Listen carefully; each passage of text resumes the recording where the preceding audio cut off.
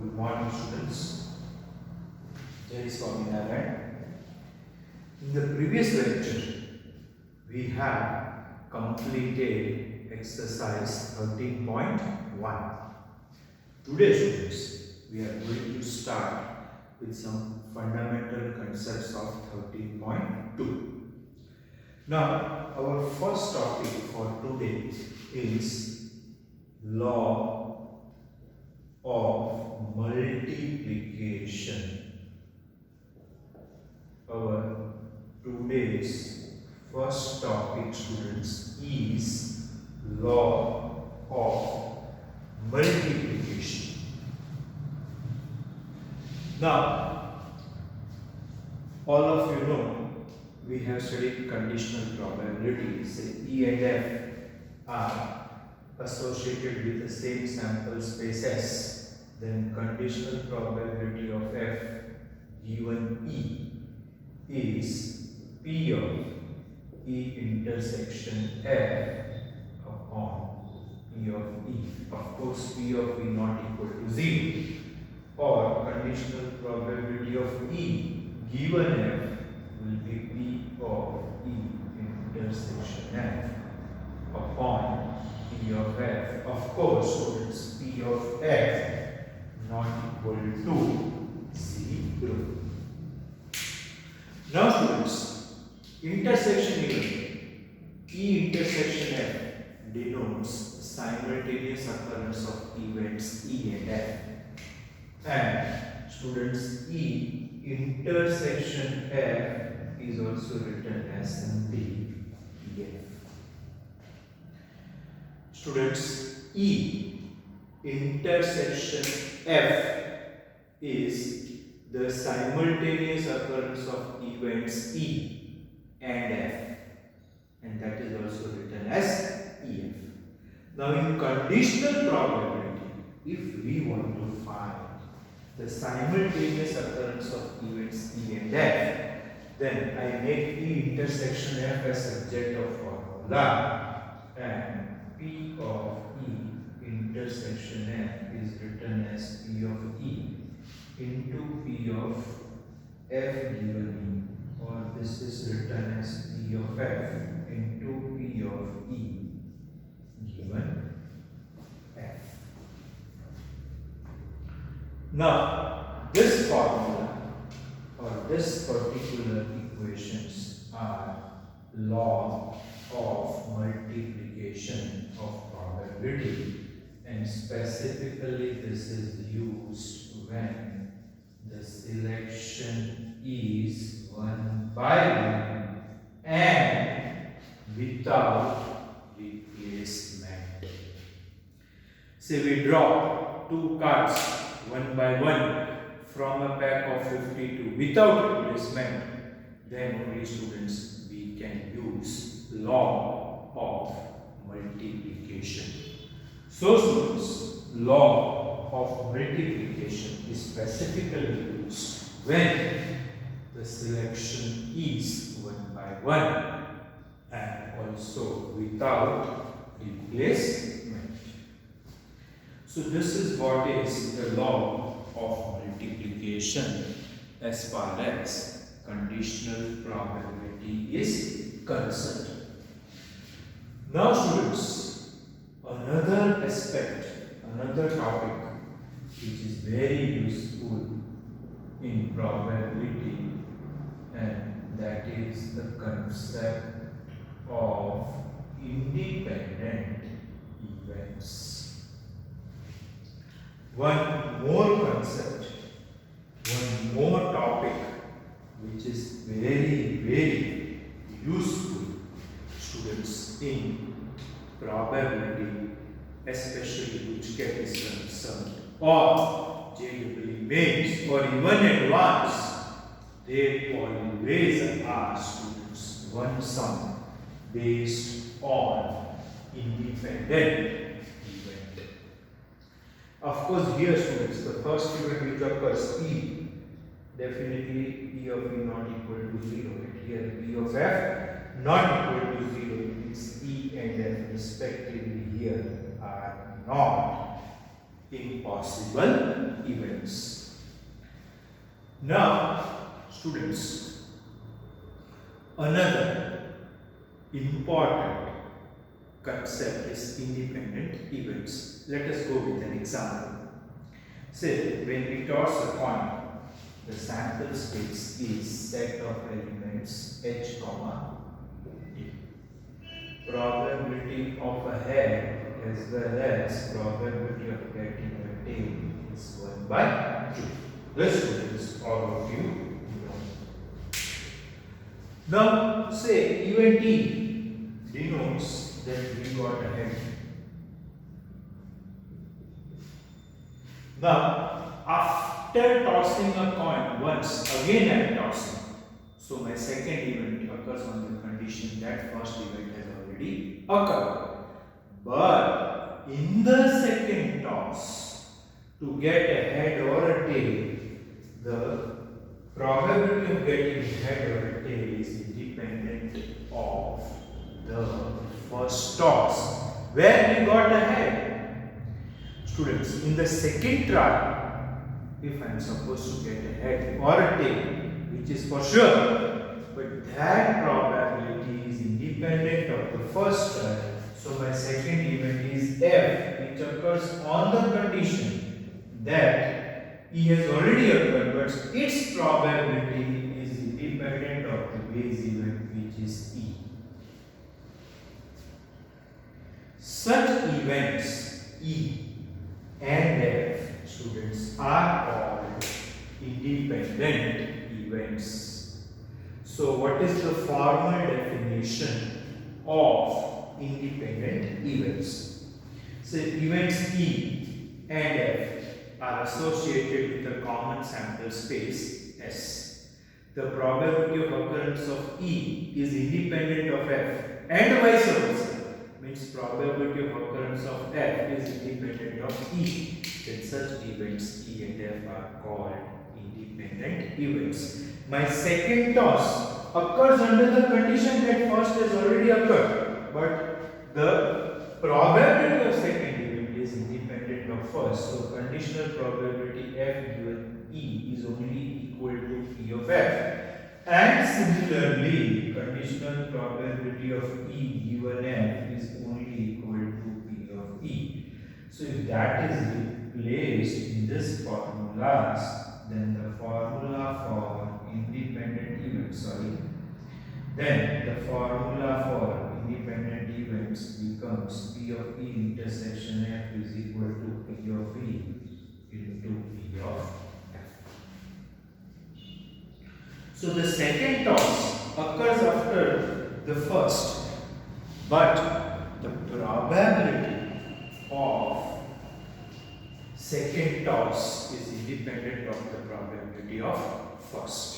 Or n number of tosses even if you perform, every time the succeeding toss has probability of getting a head or tail, which is always 1 by 2, which is, you can say, independent of the previous n minus 1 tosses. So in short, what are independent events? Say given are events E and F associated to a common sample space S, if the probability of occurrence of E is independent of F and vice versa, then students, events E and F are called independent events. The best examples is repeated tosses of a balanced coin. Now students, for independent events, we have some important results which you write in fair book. If E and F are independent, if events E and F are independent, then following pairs are also independent, E and F dash. Second pair, E dash and F, and third pair, E dash and F dash.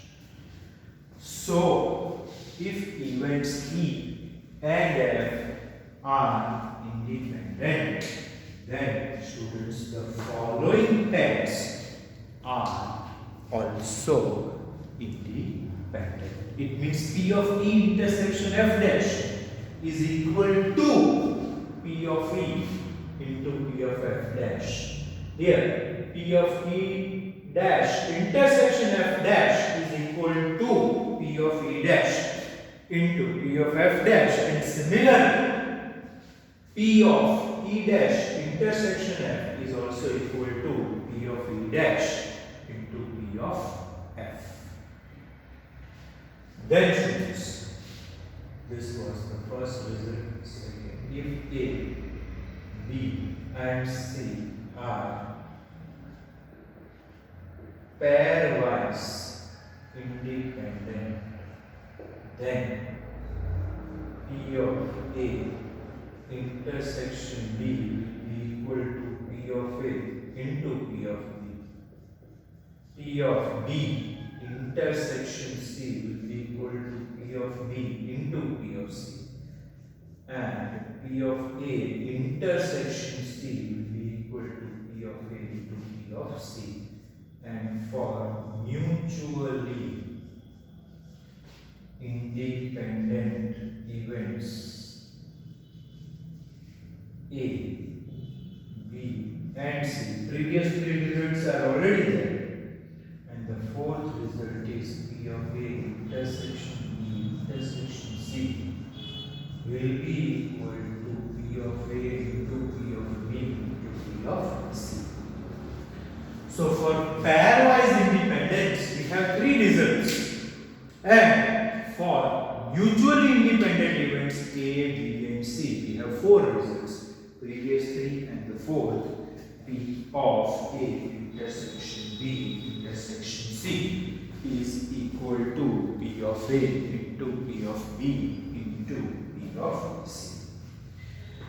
So, students, for independent events, this result plus P of F given E is equal to P of F, and P of E given F is only equal to P of E. This is the core concept of students exercise 13.2. Now students, we can begin with the sums of exercise 13.2.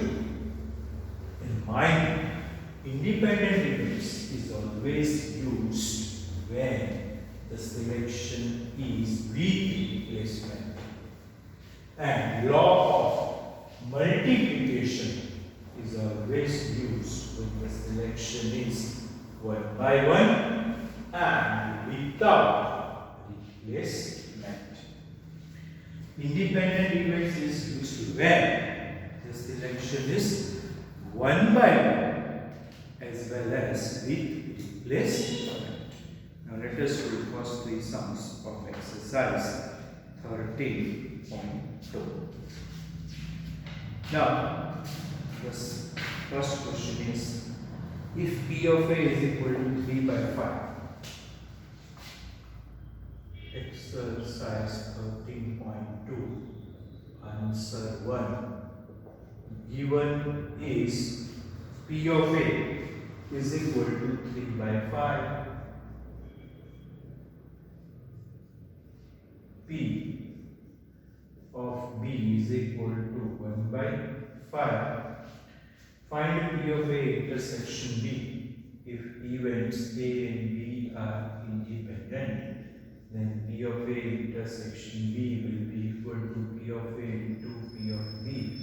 So 3 by 5 into 1 by 5. So students, the answer is 3 by 25. So this is very easy. Of course, going to be very easy, students. So you should know that for independent events A and B, P of A intersection B is equal to P of A into P of B. Now the second step. Two cards are drawn at random and without replacement from a pack of 52.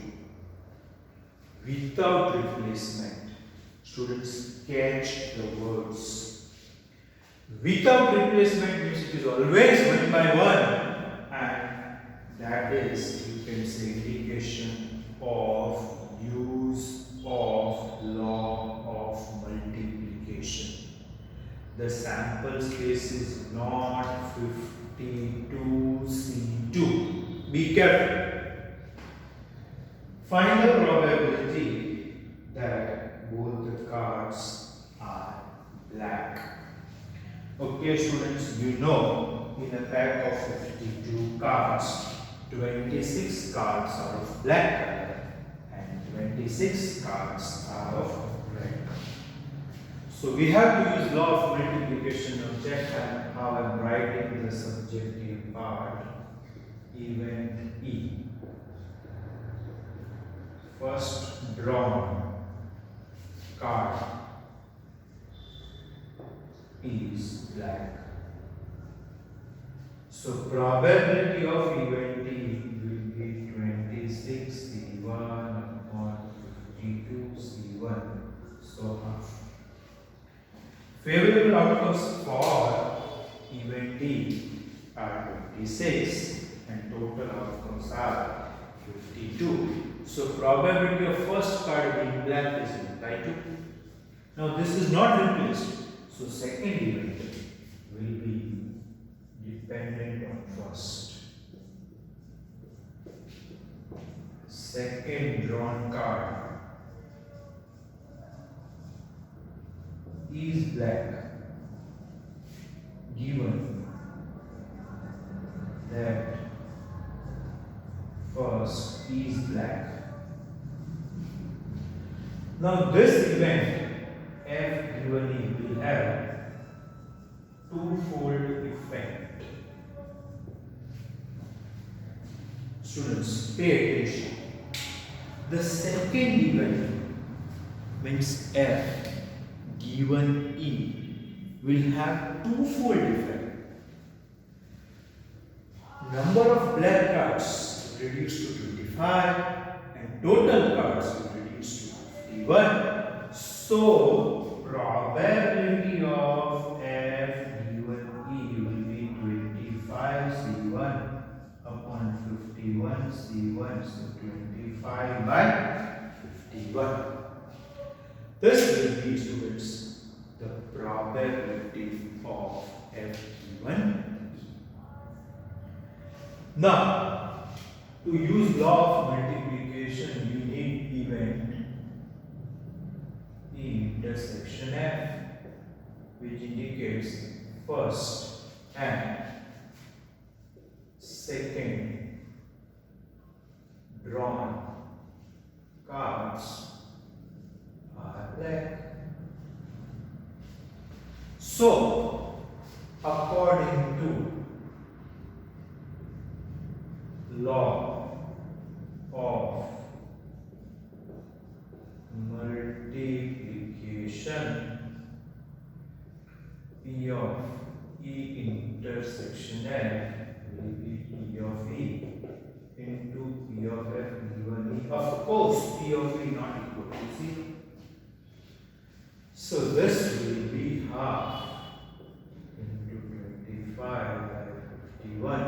So 25 by 102. This is your final answer.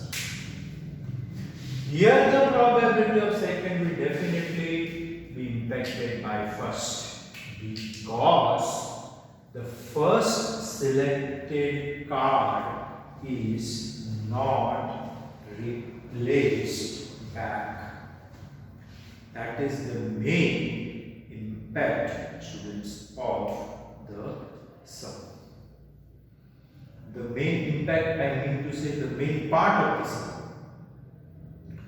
Now, students, this law of multiplication is not limited, or this is not restricted to only two events. It can be applied to any number of events under consideration.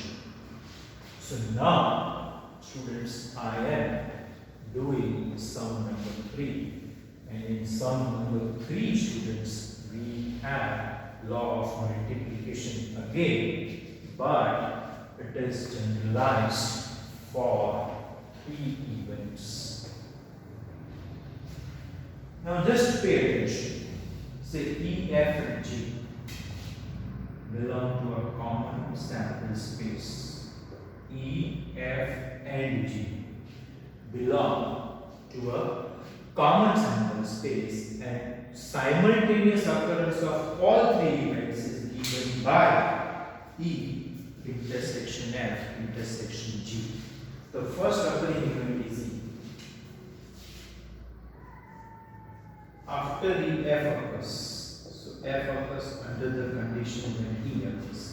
And after E and F, G occurs. So G occurs under the condition that E and F have already occurred.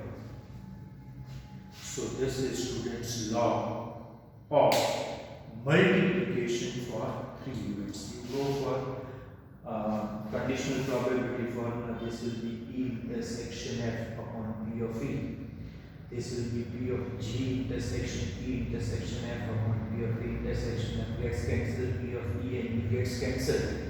We get the answer as P of E intersection F intersection G.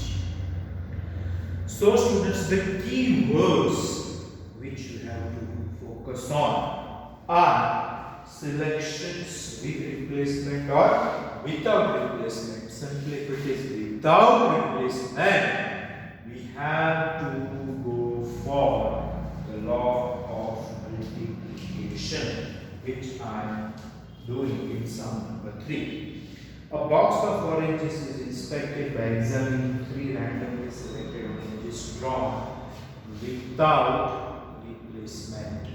So whenever it is without replacement, understand that the selection is one by one, not at a time. Now, if all the 3 oranges are good, the box is approved for sales, otherwise rejected. Find the probability of the box containing 15 oranges, out of which 12 are good and 3 are bad. Okay. So, total we have 15 oranges, out of which 12 are in good condition and 3 are bad. Find the probability that the box is approved for sales. If the box is approved for sales, then choose whatever oranges we select one by one without replacement. All 3 must be good. So the first occurring event is say A. So I write event E, sorry. Let us take event E, not A students. Event E. First selected orange is of course good. So good oranges are 12. So favorables are 12 C1 upon 15 C1. So this is 4 by 5. That you know. Now this orange is not replaced back, so event E will have twofold effect when I take conditional event F given E. Second selected orange is good given that first is good. Now, while taking F given E, good oranges reduces to 11, total reduces to 14. So this probability will be 11 by 4. Now, first and 2 both will impact third. So, event G given E and F, third selected orange is good given that first and second are good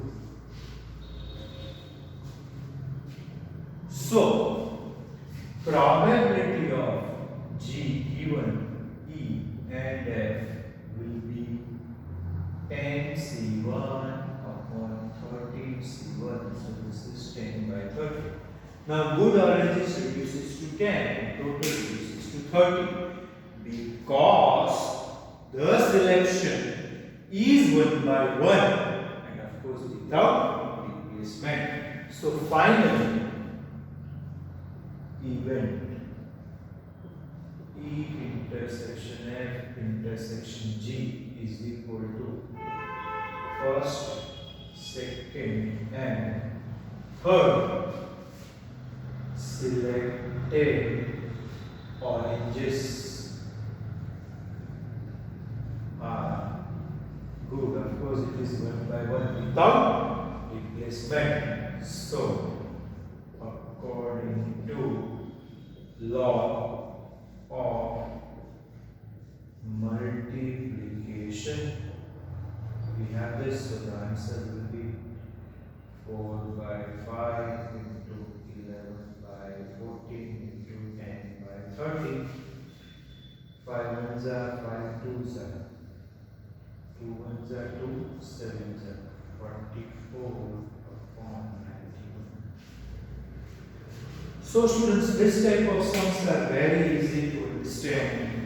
The main part is to write in terms of subjective, where students you should be very thorough with. So law of multiplication or even law of independent events in which relates to n number of event tools. Now let us do some number 4. Students will do some number 4 of exercise 13.2. A fair coin and an unbiased dice are tossed together. So sample space of the concerned experiment will be HT into set of integers 1, 2, 3, 4, 5, 6. So this will be H1, H2, H3, H4, H5, H6, T1, T2, T3, T4, T5, and T6. So the total outcomes of sample space are 12.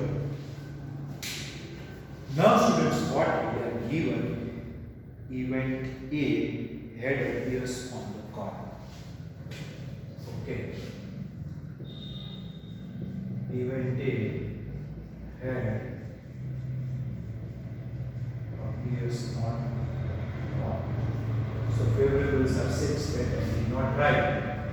So P of A will be 6 by 12, so 1 by 2. Okay. Now, what is event B? Event B number. Event B, you can say 3 appears on dice. Number 3 appears on dice. So here the variables are H3 and T3. Okay, so P of B will be 2 by 12, so 1 by 6. What is A intersection B? Of course, 3H. So probability of A intersection B is 1 by 12. We are to check whether events A and B are independent or not. Now P of A into P of B will be 1 by 2 into 1 by 6, which is 1 by 12. Therefore the equation P of A intersection B is equal to P of A into P of B is satisfied. Therefore events A and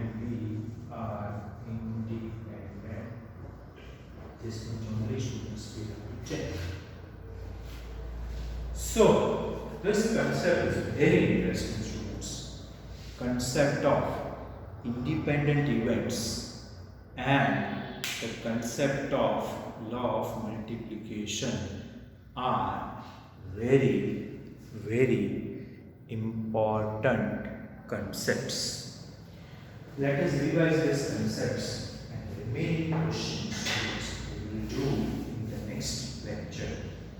Now, for you can say events E and F belong to a common sample spaces. P of E intersection F is equal to P of E into P of F given E, for this is equal to P of F into P of E given F. Always law of multiplication is used when the selection is one by one and without replacement. Now, for independent events E and F, P of E intersection F is equal to P of E into P of F. Here, the probability of second event is independent of the first, or probability of first is also definitely independent of second. Now, law of multiplication for three events E, F and G will be P of E intersection F intersection G is equal to P of E into P of F given E into P of G given E and F. Law of multiplication can be generalized for 3 events, 10 events and even 15 events. But our syllabus has only up to 3 events. So students, here we conclude the lecture. Do this once twice. Remaining questions students we will take in the next lecture. Thank you students.